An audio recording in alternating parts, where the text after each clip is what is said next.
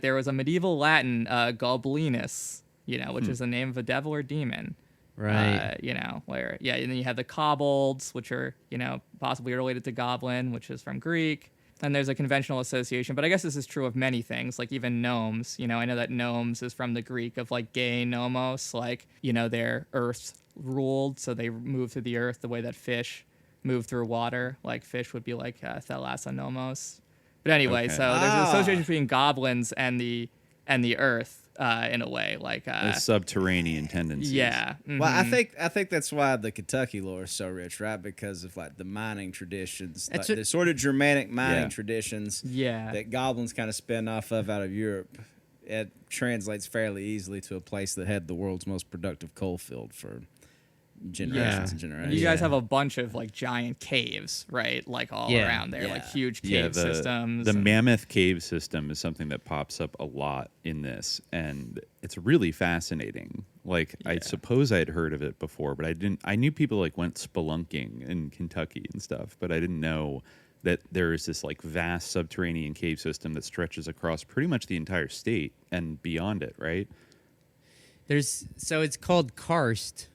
And it's like a limestone formation. And it's partially why bourbon is made here. It's because all the limestone, like, I don't know, purifies the water. It sets it at like a specific pH level that makes it very amenable to distilling for bourbon. And that's why the industry grew up around the Kentucky River Valley. And Mammoth Cave, I think, is also in a karst formation. Actually, I don't know if you guys remember this.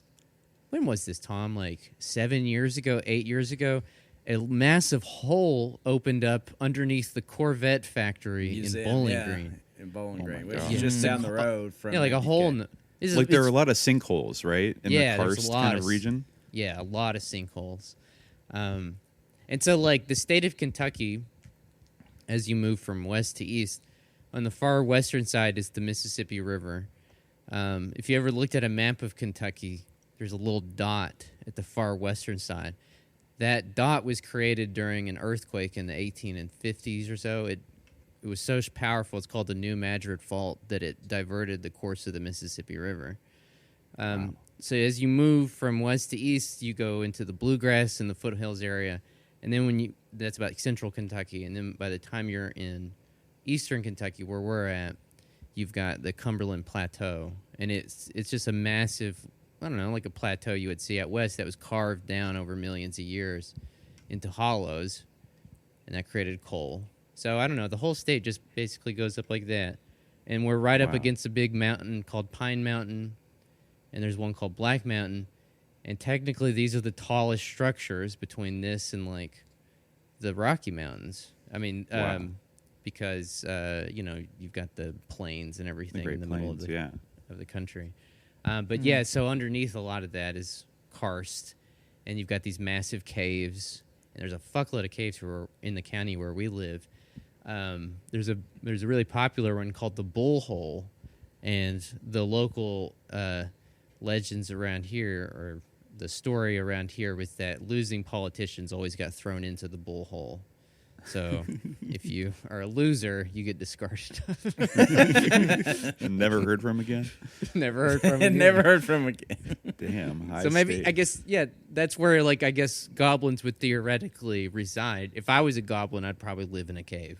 Probably. Yeah. But actually, like, one of the, you mentioned Bowling Green, which I think is pretty close to sort of the locus of, like, probably one of the most popular sort of goblin encounters or events that have sort of led to the popular association between goblins and Kentucky, which we definitely wanted to talk about, which was the Kelly-Hopkinsville close encounter of 1955, which, even though it's famously considered to involve goblins, like, they actually were perceived to come from space, like, not from in the caves. I mean, maybe they didn't come from space, maybe they did come from the caves, but...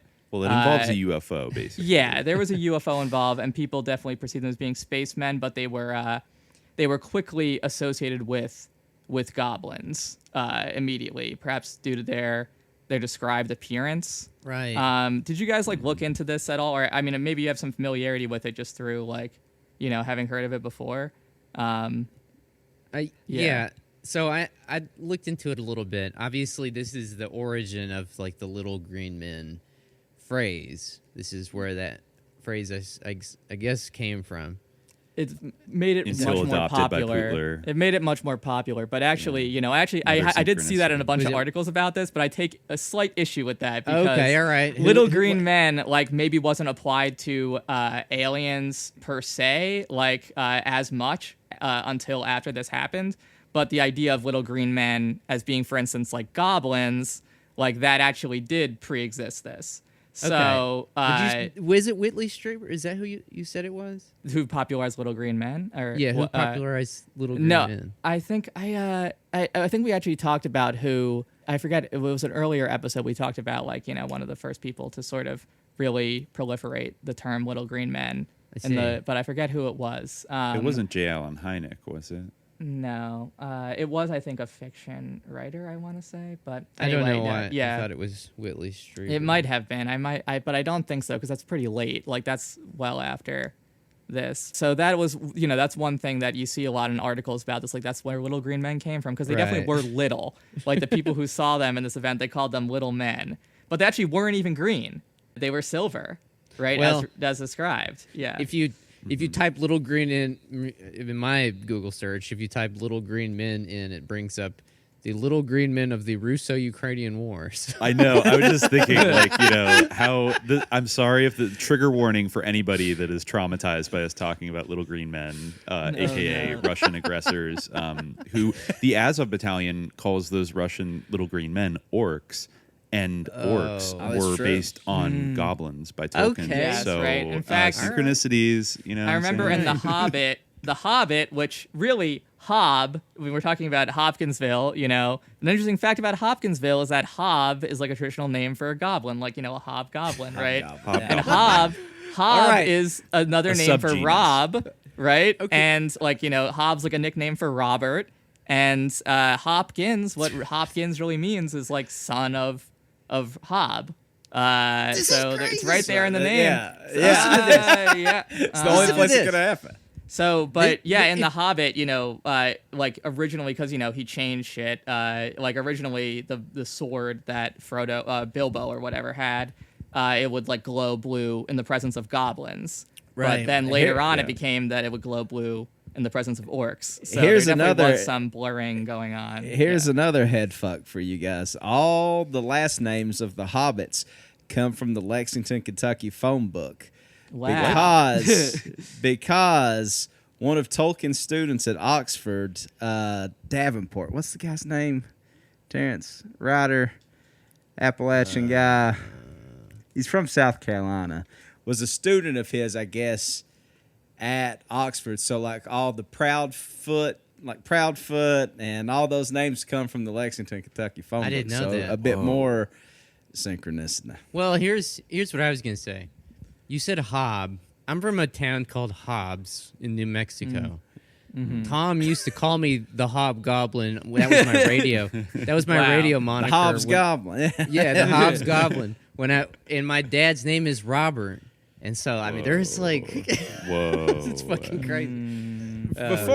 We're doing laps around Hellier right now. Let me show you guys this. I found this when I was putting this together. I found this from a book called Comedy Horror Films: A Chronological History, 1914 to 2008 by Bruce G. Hallenbeck. And this is because the movie Critters is based on this, right? Oh, and this was a picture. Nobody can see this, but just for our own enjoyment. Maybe you can put it on the notes or something. Yeah. This is a picture from the pitch deck for Critters that appeared in that book. Yeah. It's like all these little silver guys. That's exactly what this is, the Kelly-Hopkinsville encounter. That's a picture of it. They're silver, right? They're not green. At least that's how they were described. But I think that it actually goes to show how ingrained the idea of little green men as like these kind of hobgoblin creatures was, like even in the vernacular. That they were called little green men when, as described, they weren't green. Right. This is actually an interesting encounter because 8 people saw these things. They basically, over the course of 2 nights, their farmhouse in, like, not really in Hopkinsville. It was kind of like near Kelly and Hopkinsville, like, but close enough that, like, Hopkinsville being like kind of the county seat of Christian County in Kentucky, like, kind of assimilated it and became the Hopkinsville Goblins. But, like, over the course of 2 nights, they were, like, besieged by these, like, little men that they saw, like, peeking in their windows, like, trying to get in. They were trying to shoot at them, but they seemed to, like, be somehow impervious to bullets. They were floating around. You know, it became, like, a whole big phenomenon. And they were, like, what everyone agreed on, like, you know, whether they believed in it or not, like, when they went to the police, like, they were scared, like, as shit. Like, they're, you know, I think that one of their, like, Billy Ray Taylor, I think, who was involved, like, his, you know, heart rate was, like, double the normal heart rate. He was so, like, you know, freaked out. Like, something, like, terrified these, like, this whole family of 8, you know, these really, like, 2 families of 8 people. You know, they didn't find, like, any evidence or anything. They didn't find, like, an alien body that had, like, been shot by them or, like, any, like, footprints or anything like that. But it's weird because, like, you know, reading about it, it's the explanation that people have, the most popular explanation now, isn't fully satisfying, even though I think it is interesting in some ways. What people will say a lot of the time now, well, there's 2 components of it. One, I actually came across, like, I looked at, like, you know, in our academic library, like, for stuff on this. And one of the things that comes up, like, if you use the catalog search, is, like, this article that's, like, using this case to teach kids to think critically and, like, to recognize pseudoscience. Did you see this? I saw that. Yeah, right. Like a debunker thing. Yes, and they're like, it's so, you know, like, and they say 2 things. First, the first thing they say is that the people were drunk, which is not true. Like, that's a lie. Right? In fact, it was a religious household, and they did not allow any alcohol. Like, the matriarch of the family, what was her name? I want to say it was, like, Geraldine Sutton or something. But, you know, she was, like, very... Glennie Langford, so I was completely wrong. I mean, there's a G in there, but Glennie Langford, age 50, widow of Oscar Langford. She, you know, was very, like, religious and austere, and she would not allow, like, drinking to happen in her house. And also, they went to the cops, and they were assessed. Like, and they came up, and they're like, we saw men from a flying saucer, and they're like, are you drunk on moonshine? But they ruled that out pretty quickly. So somehow, like, a very, you know, a consensus that they were not drunk transformed over time into this sort of, like, honestly, like, kind of, like, fucked up, like, stereotypical thing about, like, I mean, it doesn't help that 2 of the biggest, like, protagonists in the story are named Billy Ray and Lucky, probably, in terms of that. But, like, you know, like... They have hillbilly names for sure. Yeah, like... Lucky Sutton. Yeah, it became... but it became, you know, it became, like, this thing where, like, oh, these drunk, like, hillbillies, you know, were shooting at nothing. Well, what they were, you know, the second part of it was what they thought to be shooting at was an owl, a great horned owl.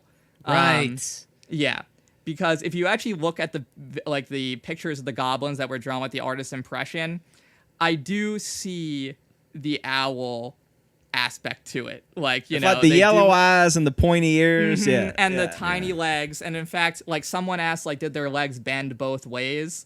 And like, one of them was like, yeah, they did bend, like, backwards, you know, which, as we know, like, owl legs do. And they had, like, these long arms, like, you know, so there is something owl-like about that. But, and you know, and they would jump off on the roof and they would levitate and they move very silently, you know.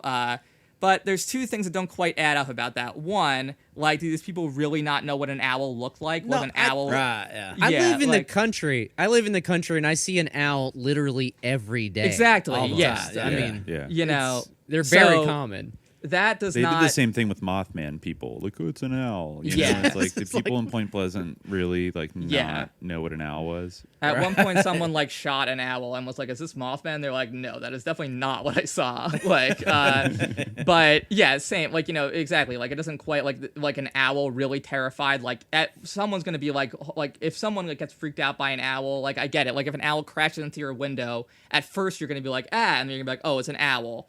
Certainly among 8 people, no matter how, like, debilitated, even if they were just drunk out of their minds, I feel like they would be able to discern it as an owl. Totally. Like, there's also, some of them were else. children, so were they drunk out of their minds on moonshine? Yeah. I mean, if so, then we're doubling down. Well, really no hard one on does. No one was. That's like we know no one was. Another thing, though, about this is that this all began at about 7 p.m. And I looked at it. I was like, okay, that means a lot because 7 p.m. in December, it's dark as fuck. But this was 7 p.m. in August. This was still basically like late afternoon. Yeah. So it's like, like I mean.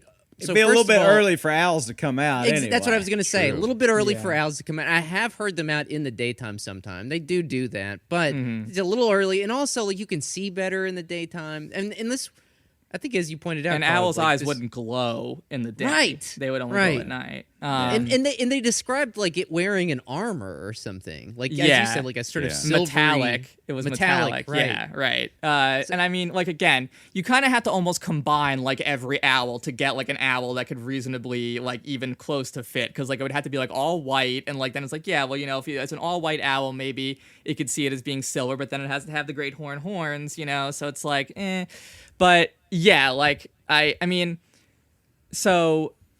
Again, like I do find it interesting, like, and I think that there's something like, owls are like a very mystical animal, like they're obviously like a, very much frequently used a symbol or icon of like various secret societies, and things like that. So Bohemian Grove. Yeah, right. And also most notably.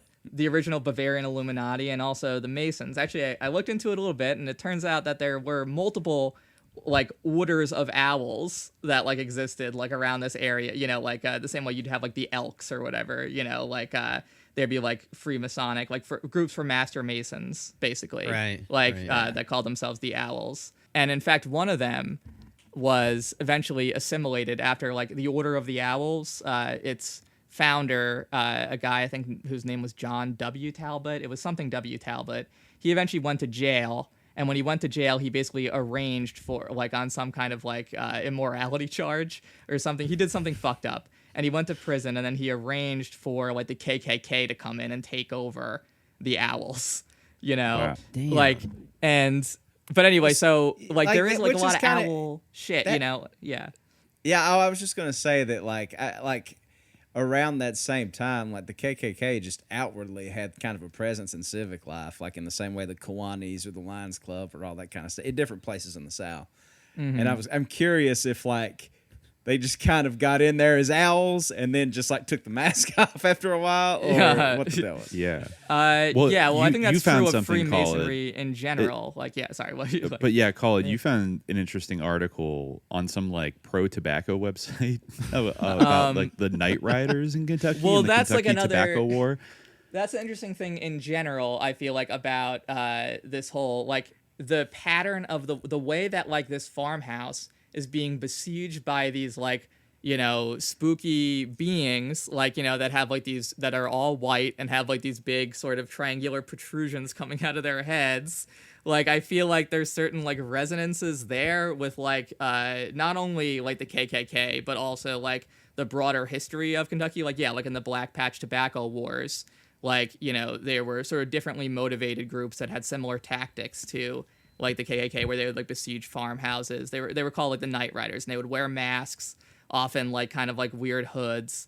I mean, it's interesting because the KKK, like what they would often do would be to sort of like, the reason why they look like ghosts is not like just because they thought that was like cool or something. Originally, they would actually claim to be the ghosts of people who died fighting for the Confederacy. And they would be like, they would go and they would try to intimidate black people by saying like, I was killed, like I'm out for revenge. And like they would do like shit. So like Operation Wandering Soul 1.0. Exactly. Yeah. Damn, and they would do right. like theatrical stunts, like they would say like, I drink and like I can never be sated. And they would like pour a glass of water like, down their hood. And they would be like, oh my God, like how can he drink so much water without taking a breath? But he'd be like pouring it into a bag underneath his costume.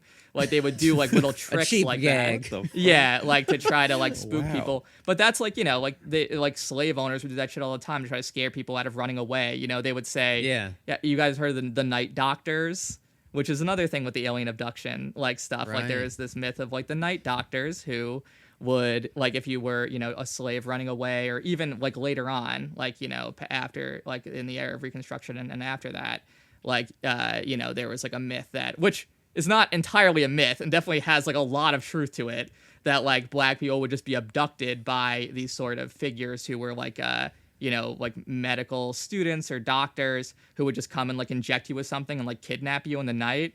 They were known as like the night doctors, which, and they would do experiments on you, which being kidnapped in the night and being subject to experiments, we've seen this before. Like, or we, ain't nothing new. Right. But it actually, relevantly to that, it is true that like during the time of the Kelly-Hopkinsville encounter and like in, throughout the, like from like the 40s through the 60s, like in Kentucky, it was like a big hub of like one of our favorite subjects in this podcast, which is MK Ultra. Like a lot of like MK Ultra experiments and shit were happening at the time at the University of Kentucky, Lexington. There's that National guy, Institute for Mental Health. What was the name of that? NIM, that's right? doctor. Yeah. We Harris talked a little bit Isbell. about that with Jimmy. That we did. Some of that stuff. Right. And also, there another thing about this particular story about Hopkinsville, and you don't see a lot of or hear a lot of this on a lot of these other, true crime podcasts or whatever that talk about this, but Hopkinsville is very close to a military base. It's Fort Campbell. Fort Campbell. Yeah. And apparently military police came out to investigate. They did. That I think is established that they did come out to investigate. Yeah. And the Air Force, like, kind of, they deny that they did. It's a weird thing where they're like, it was a hoax, but we never investigated. Like, how do you know that it was a hoax if you never investigated? Did you do the hoax? But like, no, like, And just to place it, like the other aspect of this story was that two of the guys saw a UFO crashing before all this began. Right. So the origin of these so-called goblins or little green men was that ostensibly they had crash landed, near this farm, and then they wandered over and started poking around, and then they started shooting at them, and there was this 5 hour, because you said about 7 o'clock they saw them, and then didn't they go to the police around 3 a.m? It was like a 6 or 7 hour ordeal for them. Yeah. And I think also the one piece of evidence, I don't know if this was actually evidence, I think it was either in Hellier or it was the Pennyroyal guy on Coast to Coast that said that there was almost like a kind of liquid substance near where maybe Lucky Sutton had shot one of the goblins that was kind of reflective depending on what angle you looked at it. It was almost some kind of weird synthetic blood or something like that. I thought they found aluminum foil, and they were like, "There's your Martian," but they couldn't mistake a piece of aluminum foil for an alien attacking them. Back then, did they even have aluminum foil in the 50s? I mean, I'm sure they did, but maybe I think they had maybe it was a seminal. Maybe that was some. It was much crazy, more cancerous, but yes. Yeah. I was just maybe it's bleeding edge military technology that they had that just got out of Fort Campbell, just aluminum foil. Well, because there are a few bases like that in Kentucky. There was the one that was called the Birdcage Clarksville base, which has been allegedly shut down in the 70s, but that had a lot of top secret nuclear research, and the Bluegrass Army Depot, I think. I don't know if it's the same place, but it is fucked up. That's where they keep all the fucking sarin gas. Oh yeah, it's where they keep all the chemical weapons. It's part of the Army's chemical materials activity headquartered in Edgewood at the Edgewood Arsenal. So it's near Ashland. Yeah. Everybody there has to have these alarms in their houses. That's well, some mustard gas got out of the old depot again, everybody. Cool. VX, sarin, they got all. Right. Wow. There's also Fort Knox, where the United States keeps its gold. My God. Yeah. I mean, they got all that Yamashita's gold they stole. Knock, which I think I think that knock is another name for a goblin, isn't it? Like a knock. A knocker. I saw that. Knockers. Yeah. Knockers. I saw that on the Wikipedia page for goblin. Yeah, that's so wild. And then and then we think about the LSD king himself, the person who went to California. Yep, Augustus Owsley Stanley III, a proud son of Kentucky. I guess we could say probably one of the most socially credentialed, or as the FBI would say, politically affluent people maybe to ever come out of the state and have such an unexpected impact on American culture. But he was the LSD chemist, and he just happens to come from Kentucky. I tried to look and see if I there's got any another evidence. synchronicity for you. Owlsley. Owlsley. The Owlsley County Owls. That's their mascot, the high school. You know what's funny? I just went to a show at the Troubadour, that historical venue of Sus country rock and Laurel Canyon jazz, and I think there was a band from South Carolina there. The lead singer was wearing a tie-dye Owlsley Bear for President T-shirt. Oh, awesome. The band's name was Susto. I've never heard of them before, but wow, it's Susto. I mean, it's in the name, you know. But yeah, I mean, well, I do like. I feel like there's something interesting with like people like calling themselves owls and like the interpenetration of all these like weird sort of like racial terrorist groups and or like, you know, otherwise motivated terrorist groups that like would besiege farmhouses, and then these owl-like creatures that people try to like launder as being like, oh, just like misidentified owls that like behaved like in the same manner but like weren't quite that. And then like, yeah, and I mean, I think the LSD component, like this was like really a hub for like or Kentucky and like the area was like a hub for MK Ultra LSD experiments at the time. Like, yeah, as we mentioned, like Harris, Isbell, like this is something where, again, I'm not like, I feel like there's more to it, but this is almost like, I generally feel like when people say like, oh, you know, Mothman, that was just like, you know, an MK Ultra psychedelic experiment. Like, I feel like that's like not a well like thought out thing that like people just say to like try to make themselves feel smart. But this, like, I don't know if it was LSD, but I almost wonder if like this was some kind of like, because it's like a contained thing. It's over the course of like, you know, a contained period of time. I did right. This almost like in some ways would fit that better. I'm not like you're fully right. committed That's to true. that. Yeah, but because like the thing about Mothman is that it was like over the course of years. Yeah, over the course of year, exactly. Yeah. But this was a very intense, you know, night for several people. That, you know, you're right. Like 7 or 8 hours. That is kind of like the standard duration of like some sort of trip. I mean, like, it's interesting that the debunkers say that they were fucked up, like on alcohol or whatever, but maybe they actually were kind of, you know, altered in some way in that they didn't know. I don't know. That's like the only way they that drink it could from a well, which not could have been. Poisoned.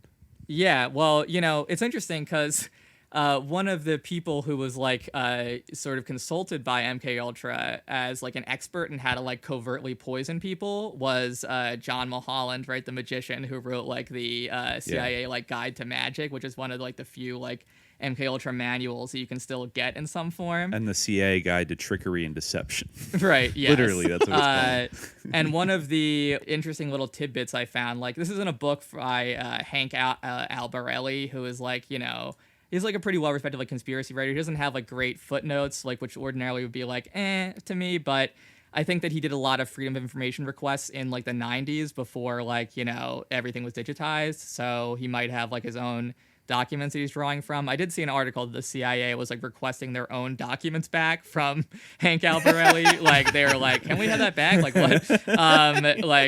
But he writes in his book about the murder of Frank Olson, A Terrible Mistake. He had an interesting tidbit that was Sidney Gottlieb, who was like, you know, the pretty much point person for like all the chemistry stuff like within MK Ultra, and he was also like basically John Mulholland's handler or like his contact within MK Ultra.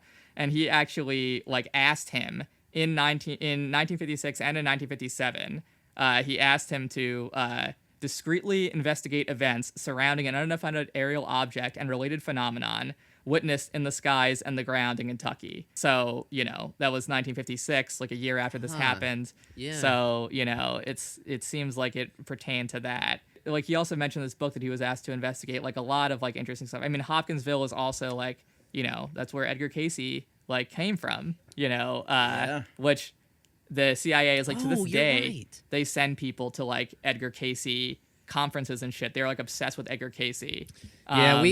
Tom and I, we did an episode about Edgar Cayce. Right, yeah. They tried to contact him through like some like during the like 80s and 90s. I think they tried to contact him through like like some kind of seance type deal or something. Yeah, like that. something like that. Remote viewing, I think. Remote, yeah. Like okay. Gravity's Rainbow, where they're like trying to. You know what I mean? Yeah, which is so weird. That even like veil. Yeah, even like well into the 90s, they were like sending people to like Edgar Cayce's Stargate conferences and being like, this is all like really useful. Like they love Edgar Cayce and they like, you know, they really feel that like there's something to Edgar Cayce and like are invested in him. Another thing that Mulholland was asked to do was like to go investigate like the Masonic design of like the federal city. And like, I think also like the Edgar Cayce Institute, I want to say, let me see if I can find like the relevant part like in this book, like, but they basically like asked him to go like investigate. Yeah, here it is. TSS researchers were especially interested in the work of psychic Edgar Cayce, TSS being like the technical services staff, I think. Right. According to one document in the early 1960s, consultants acting covertly were employed to spend time at the Association for Research and Enlightenment, housed in Cayce's Virginia Beach, Virginia headquarters. Related to these esoteric and occult explorations is another CIA-requested task from Mulholland, an examination and explanation of certain of the Masonic designs and architectural features incorporated into the federal city. Among those listed for examination were the Capitol Complex, the Zodiacs of the Library of Congress, Meridian Hill Park, and the recently installed Mellon Fountain. It was recently installed as of like 1952. The Mellon Fountain, like the Mellon family. Exactly. Yeah, it was endowed by that. Another MK Ultra adjacent family. Yeah, Millon, Hitchcock. So they were into some weird stuff. I don't know. And there's like a deep Kentucky connection there. Like maybe. I mean, there is a book by that guy. What is his name? Mike Clellan, I want to say, called like The Messengers. I feel like UFO people might know it. It's like about like the very strong association between owls and UFO stuff.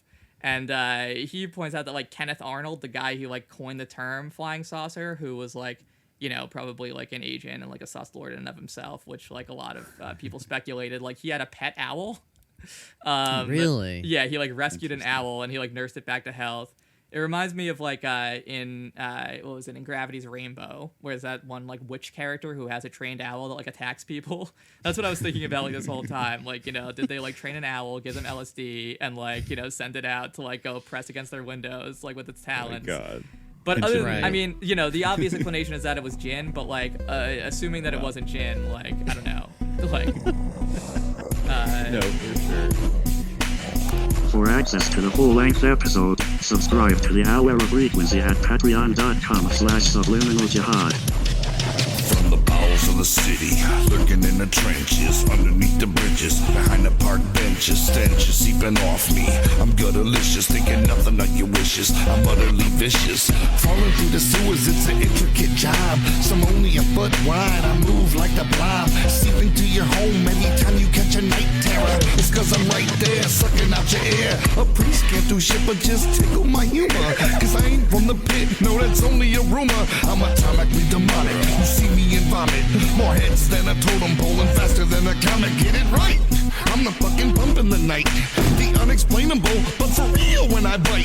I feel you with fright and kill you I might. Something from the other side, a horrible sight. I'm a goblin, I'm a goblin, I'm a goblin. What the fuck is a goon to a goblin? Nothing, you ain't scaring nothing.